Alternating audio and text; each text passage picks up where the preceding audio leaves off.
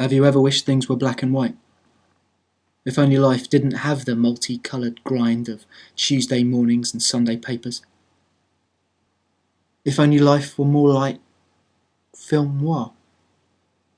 Life noir. Everything in a script which isn't going to mess you around with stubbed toes or a mortgage I need to pay by the 13th. I try to live a normal life, but I can't. I just keep thinking of Humphrey Bogart.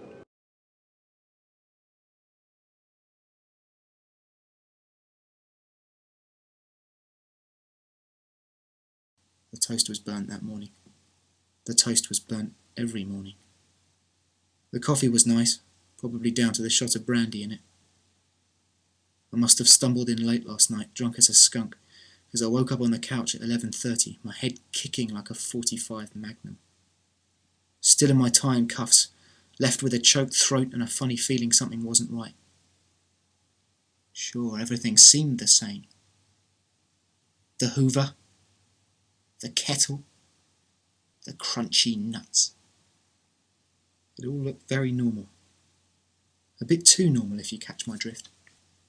Then again, why should you? You're not a private dick. Nor am I guess. Well, that's what my boss at HSBC keeps telling me.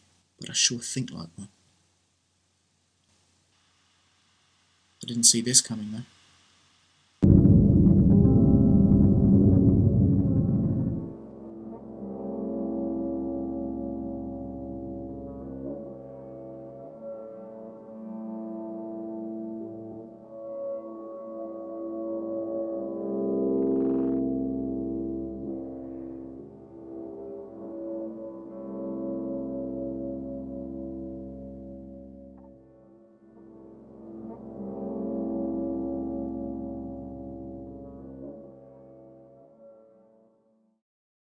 Something was up, and my instincts told me it had to do with the world being black and white.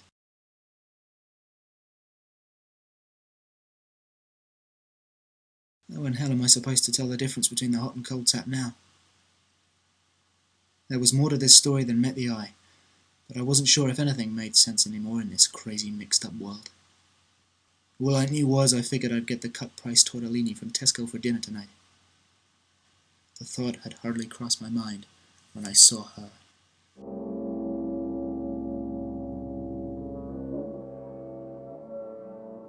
She was some kind of a dame.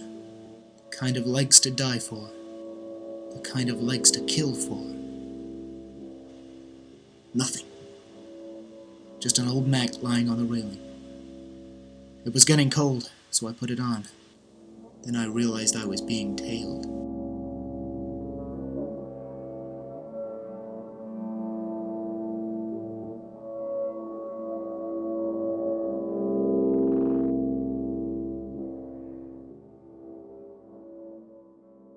Her lipstick stank of danger and burnt cigarettes. She asked me for a light. Conveniently, there was one in the pocket of the Mac. She said her name was Marlena. Marlena. If I knew then what I know now, maybe I wouldn't have given her that light. Then again, I don't know much more now than I did then. She told me she was in a tough spot. She told me she needed me. She told me I was cute. Crazy girl. Someone needed to look out for her, or she'd get herself shot. I guess that someone was me.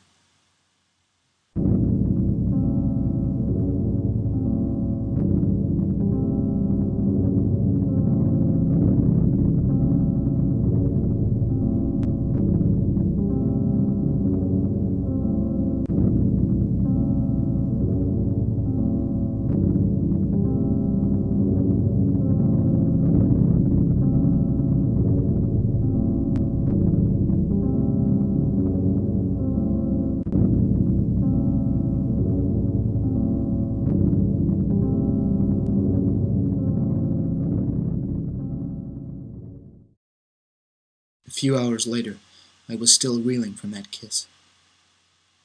It sure got dark quick. It always does. Then I felt it again. That tingle down my back like someone's eyes were scratching at it with a blunt knife. So this was my tale. I couldn't make out his face underneath that hat of his. Then I realized I was looking at my shadow.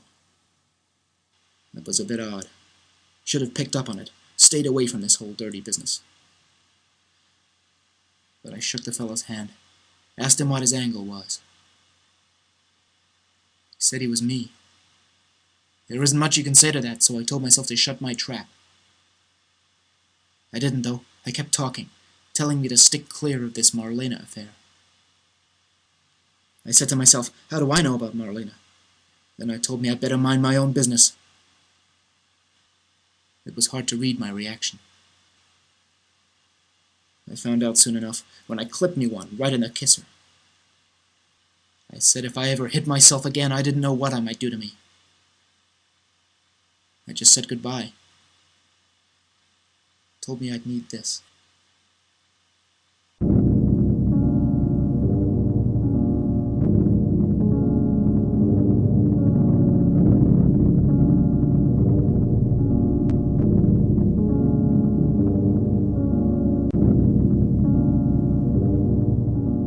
I needed a drink and a clue.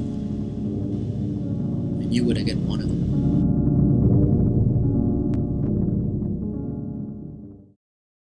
The beer was flat that evening. The beer was flat every evening. The cigarette was nice. Still had Marlena's lipstick on it. I was beginning to feel like someone else was writing my life. I was close to hitting on what the plot was, but just then the barman came with my chow.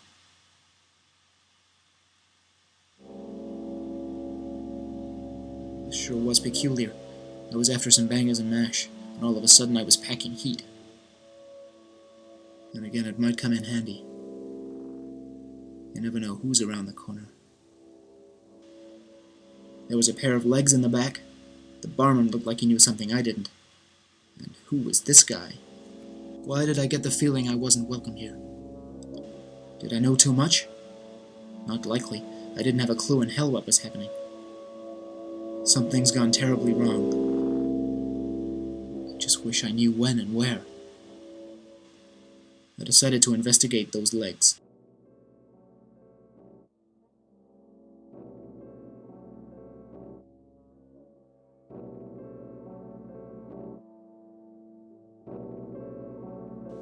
Marlena. Of all the pubs in all the towns in all the world, she had to be in this one. I seem to remember something about a normal life, but it isn't a piece I can fit into the jigsaw. All I'm left with is a gravy-covered gun in my hand, and a kicking hangover in my head. He's looking at nothing, kid. I need to crash out of here. I need to crash out of everywhere. I need to crash out of anywhere. But I can't.